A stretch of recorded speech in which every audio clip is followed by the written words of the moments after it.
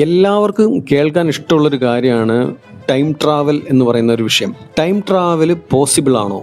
തീർച്ചയായിട്ടും പോസിബിൾ ആണ്. എന്നാൽ പോസിബിൾ അല്ല. ഇതെങ്ങനെയാണെന്ന് വെച്ചാൽ, ഞാനിപ്പോൾ ഇവിടെ 2026 ജീവിക്കുന്നു, ഏപ്രിൽ മാസത്തിൽ.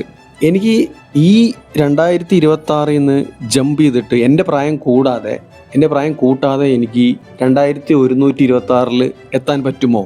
100 വർഷം കഴിഞ്ഞ് ഇതേ പ്രായത്തിൽ തന്നെ എനിക്ക് എത്താൻ പറ്റുമോ എന്ന് ചോദിച്ചാൽ, ഫിസിക്സിൻ്റെ നിയമങ്ങൾ പറയുന്നത് പറ്റുമെന്നാണ്. പക്ഷെ ഞാൻ ചെറിയൊരു കാര്യം ചെയ്യണം. ഒരു ഹൈപ്പോത്തറ്റിക്കൽ റോക്കറ്റിൽ കയറിയിട്ട് ഞാൻ സഞ്ചരിക്കണം. ആ റോക്കറ്റിൻ്റെ സ്പീഡ് എന്ന് പറയുന്നത് ഏകദേശം ലൈറ്റിൻ്റെ വേഗതയോട് സമാനമായ സ്പീഡായിരിക്കണം. ലൈറ്റിൻ്റെ വേഗതയോട് സമാനമായ സ്പീഡിൽ ഞാൻ സഞ്ചരിക്കണം. എങ്ങോട്ടും പോകണ്ട, ഞാൻ ഭൂമിയെ മാത്രം ഒന്ന് ചുറ്റിയാൽ മതി.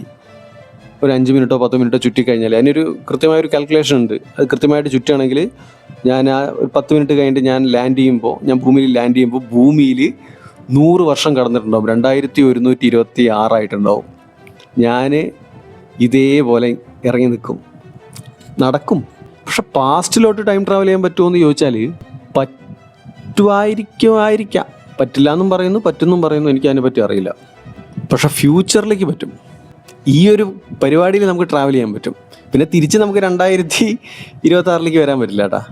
ഈ നമുക്ക് സ്പീഡ് കൂടുമ്പോൾ സംഭവിക്കുന്ന പ്രതിഭാസത്തിനെയാണ് ടൈം ഡൈലേഷൻ എന്ന് പറയുന്നത്.